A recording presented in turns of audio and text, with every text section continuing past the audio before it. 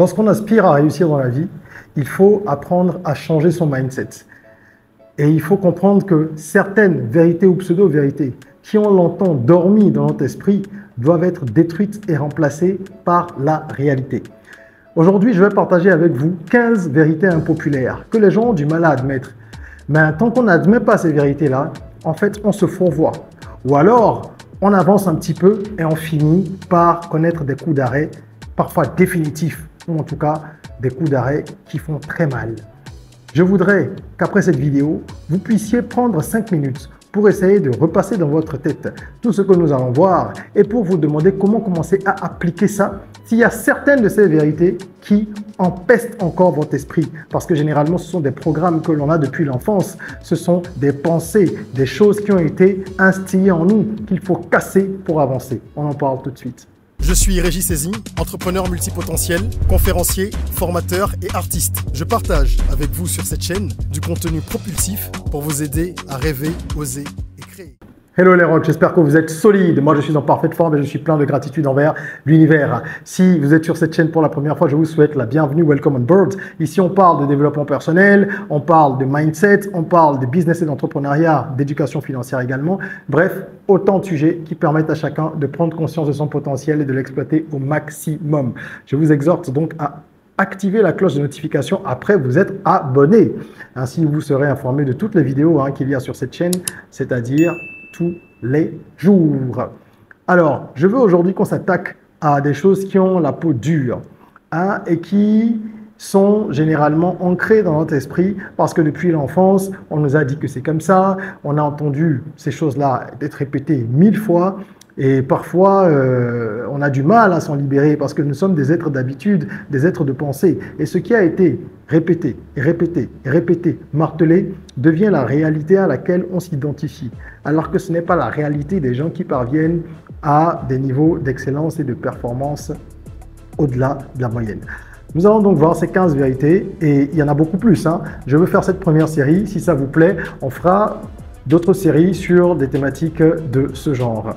Première vérité, l'école ne garantit pas le succès.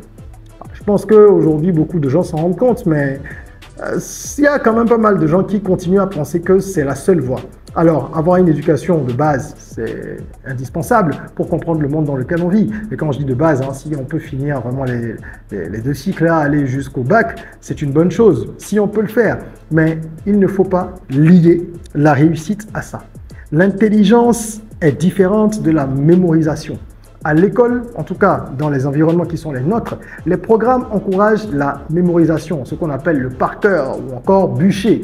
Et ce n'est pas ça qui développe l'intelligence, malheureusement. Ça fabrique des automates qui sont incapables assez souvent de prendre des décisions lorsqu'ils se retrouvent dans la vie et qu'il faut utiliser son cerveau. Donc, restez conscient de ça.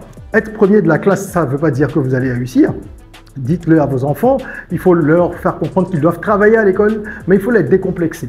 C'est très important. Il ne faut pas que cette idée qui a longtemps perduré continue à exister dans nos environnements. Oui, il faut être premier, il faut être premier. L'enfant doit faire mieux qu'il peut, mais ça ne doit pas être une obsession. Et je le dis en vous précisant que j'ai été un très bon élève, j'ai eu un super parcours du début jusqu'à la fin de mes études universitaires.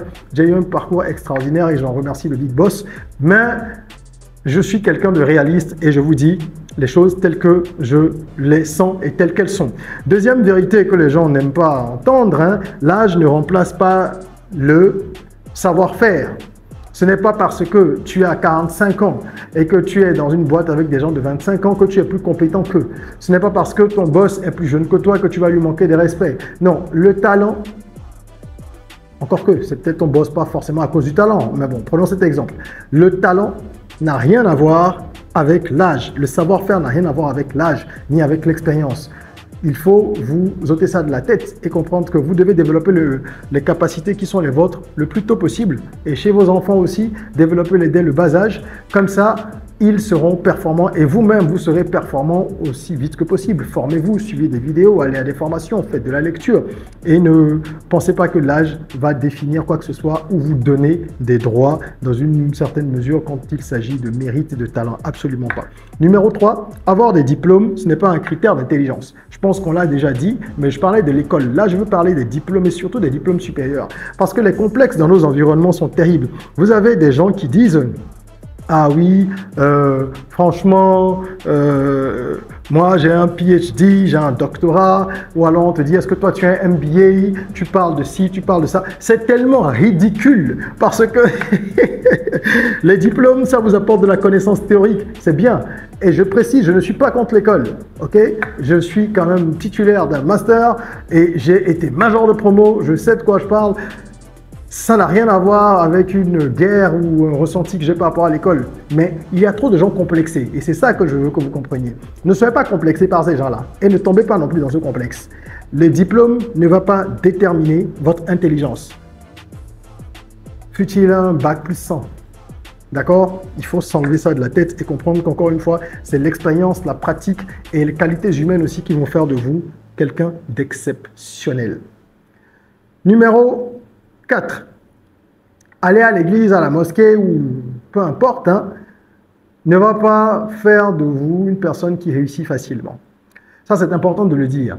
Je sais que ça ne plaît pas aux gens hein, quand on en parle, mais la réalité, c'est ça. C'est que beaucoup de personnes pensent qu'en ayant la foi, selon leur entendement, eh bien, elles auront tout. C'est comme un passe-droit qui leur est dû. Il faut que tu fasses ceci, cela, et tu auras ça. Non, il n'y a absolument pas de règle dans ce sens. La réalité, c'est que la réussite, c'est d'abord le travail, la discipline, le talent qui vient de Dieu, mais il faut l'avoir développé parce que tout le monde a des talents, mais peu de gens développent leur talent.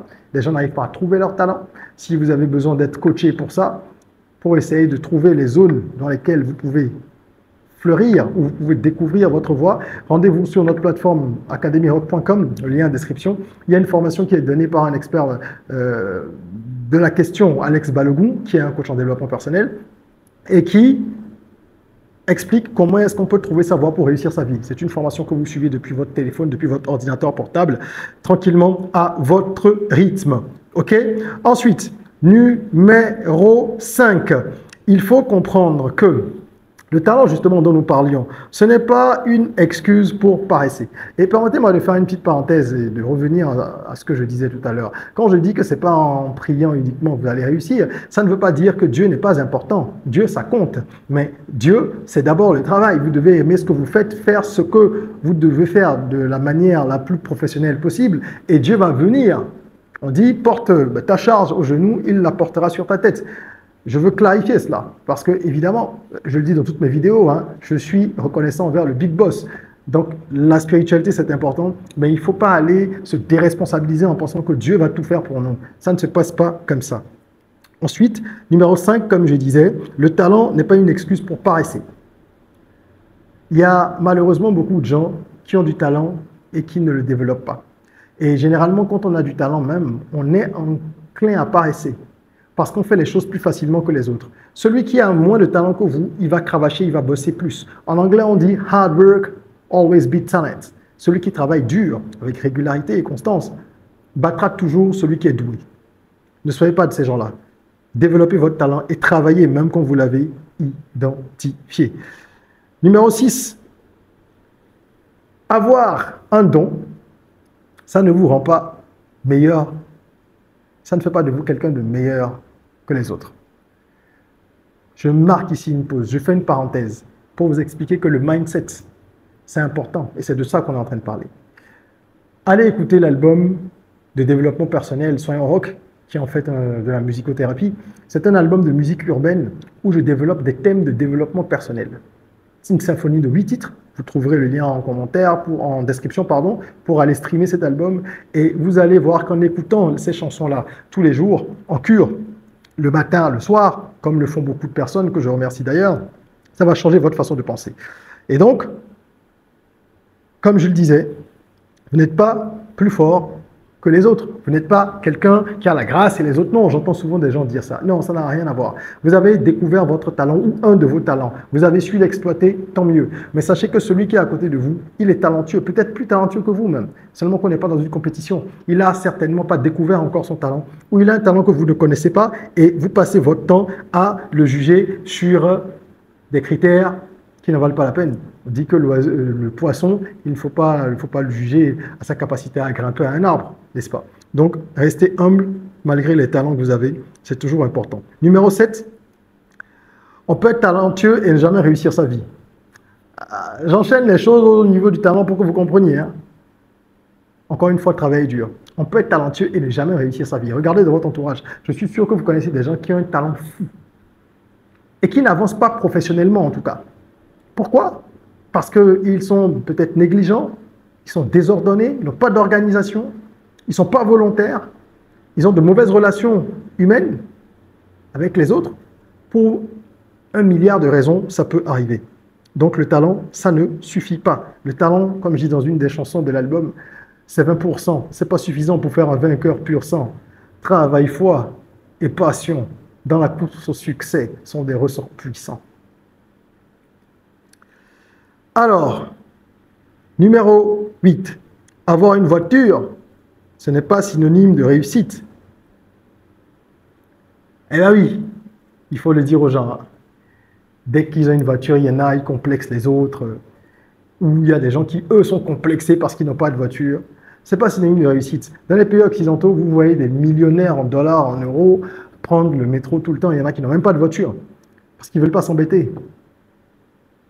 Moi, par exemple, si je vivais dans un pays où les transports en commun sont développés, je n'aurais pas de voiture. Honnêtement. Et ça, c'est quelque chose que j'ai toujours dit. Je me dis, si un jour je me retrouve à vivre en continu dans un pays occidental, comme ça a été le cas pendant mes études, eh bien, je ne prends pas de voiture. Donc, arrêtez en Afrique de lier la voiture, la possession d'une voiture à la réussite ou au succès. Il y a des gens qui ont beaucoup plus d'actifs que vous et qui n'ont pas de voiture. Il y en a, hein. Il y en a bien plus que vous ne croyez. Il faut sortir de ce concept-là et de ce complexe-là. Numéro 9, le travail ne suffit pas. Je l'ai dit, il faut travailler. Le talent ne suffit pas. Le travail ne suffit pas. Je vous dirai à la fin de cette vidéo ce qui est la touche finale qui apporte au talent et au travail ce qu'il faut pour que tout ça puisse germer et éclore. S'il n'y a pas cette troisième partie-là, ça ne peut pas fonctionner. Numéro 10, il ne faut jamais négliger le réseau. Voilà un autre des ingrédients du succès. Le réseau, c'est les gens que vous connaissez. Ce n'est pas forcément connaître les gens surpuissants, mais c'est les gens que vous connaissez déjà. Et comment vous entretenez les réseaux? J'ai fait une vidéo, vous pouvez la trouver sur la chaîne, où vous expliquez comment le réseau ne te sert à rien si tu ne sais pas l'entretenir et si tu ne sais pas l'alimenter. Donc le réseau, c'est important, mais il faut savoir le construire, l'entretenir et s'en servir. Ensuite, 11e vérité que les gens n'aiment pas entendre, le réseau, ce n'est pas le piston. Les gens confondent souvent ça. Ils se disent, allez, comme j'ai du réseau, eh ben, on doit me donner telle chose. Non. Le piston, c'est autre chose. Ça peut être parce qu'il y a des accointances politiques, des accointances à un niveau intime, des accointances familiales ou alors des rapprochements au sein d'un clan, peu importe. Mais le réseau, ce n'est pas le piston. Les gens ne sont pas obligés de prioriser votre offre, votre requête parce que vous les connaissez. Il faut qu'il y ait de la valeur dans ce que vous proposez aussi. Les gens veulent se reposer sur le réseau sans apporter de qualité et sans essayer de grandir eux-mêmes. Ça ne fonctionne pas ainsi. Si vous ne comprenez pas ça, vous allez être déçus. Numéro 11, l'incompétence ne se dissimule jamais longtemps. Vous savez, c'est comme la poussière, les bouts de papier, tout ça qu'on met sous le lit au fond. Enfin, moi, j'ai fait ça quand j'étais petit, hein, donc j'avoue. Mais à culpa, si ma mère me regarde, je sais qu'elle suit souvent les vidéos, mais en même temps, elle le savait. Je crois que j'ai été bien taloché à des moments pour ça. Et vous l'avez peut-être fait aussi. On te dit, range ta chambre, tu ranges certaines choses rapidement et puis bam bam, tu mets le reste sous le lit. Non, ça, c'est comme l'incompétence. Ça ne peut pas durer longtemps. Vous pouvez tromper les gens pendant un court instant. Vous ne pouvez pas les tromper éternellement. À un moment ou à un autre, vous allez vous retrouver confronté à la réalité. Les gens vont découvrir que vous avez mis une couche ou plusieurs couches sur la réalité. Et là, quand ils vont gratter et s'en rendre compte, ben, vous allez tout perdre. Il faut faire très attention. N'entretenez pas l'incompétence. Même si ça marche, ça ne peut marcher qu'un moment. Et ça ne vous honore pas. Un rock ne fait pas ça. Numéro 13, même si tu rêves grand, il faut toujours commencer petit. Sur l'album Soyons Rock que je vous recommande d'aller écouter, il y a un titre qui s'appelle Rêver grand. Et dans d'autres morceaux, j'en parle également. Même dans mon livre Jusqu'au bout j'irai, je parle de ce principe, rêver grand, parce que malheureusement dans nos environnements, les gens ne rêvent pas assez grand. Les gens se limitent vite, ils se contentent de peu de choses. Et c'est très sociologique. Ah, une fois que j'ai construit ma maison, j'ai ma femme ou mon mari, j'ai des enfants, ils vont à l'école, j'ai une vie, on va dire, moyenne, c'est bon, je m'arrête là. On peut aller plus loin et il ne s'agit pas que d'aller plus loin matériellement. On peut réaliser plus de choses pour impacter l'humanité. Nous devons avoir de l'impact. C'est ça, rêver grand. Mais dans le même temps, il faut commencer petit. Commence où tu as avec ce que tu as et fais comme tu peux. Samsung, c'est comme ça que ça a démarré. Samsung, qui aujourd'hui est un chaebol, donc un conglomérat d'une soixantaine, 60 ou 70 entreprises, a commencé par du poisson. Le fondateur exportait du poisson depuis la Corée vers la Chine. Du poisson, je vous dis. Qui aurait imaginé que Samsung serait aujourd'hui ce géant-là qui est dans l'industrie navale, l'électronique, l'électroménager, l'aérospatial, dans plein de domaines, l'immobilier. Donc, commencez petit, au lieu d'attendre. Parce que quand on ne démarre pas, on se dit, je vais, j'attends ceci, j'attends cela. On ne démarre jamais. Si tu attends l'argent, le financement, si tu attends les gens, leur consentement, si tu attends le champ libre, le sentiment que c'est le bon moment, tu ne bougeras pas le centimètre. Yes, extrait du morceau aujourd'hui. Allez écouter les choses et démarrer. Travailler. Do it now. Now means name of the winners. Ensuite, numéro 14. Le jour où tu cesses d'apprendre, sache que tu as tout perdu. Les gens n'aiment pas entendre cette vérité parce que quand ils ont déjà une situation surtout et qu'ils avancent dans la vie, ils se disent « je vais quand même pas m'emmerder quoi. Hein? Venez pas m'emmerder, je ne vais pas continuer à apprendre à aller sur les bancs, retourner sur les bancs, ben, le jour où tu arrêtes, tu es mort. Encore plus aujourd'hui. Vous avez vu comment les choses avancent vite? Rien que le secteur de l'IA. Tous les jours, il y a une nouvelle fonctionnalité sur chaque IA. Tous les jours, il y a 10, 20, 30, 50 nouvelles IA. Les gens sont déjà dépassés. Ceux qui ne s'intéressent pas à ce sujet sont déjà dépassés. Et ça, c'est valable pour tous les secteurs d'activité. Parce que les IA vont remplacer vos jobs, sauf si vous en faites des alliés, pour aller plus vite et performer davantage plutôt que de vous laisser remplacer par elles. Et maintenant, spécifiquement dans chaque industrie, dans chaque domaine, c'est pareil, tout va très vite, vous devez continuer à apprendre. Avec YouTube aujourd'hui, vous pouvez tout apprendre. Il y a des chaînes sur tout. Il n'y a rien qui ne soit pas disponible sur YouTube. Cherchez les choses les plus folles, vous trouverez des gens qui en parlent et qui vous apprennent comment développer vos compétences dans ces domaines-là.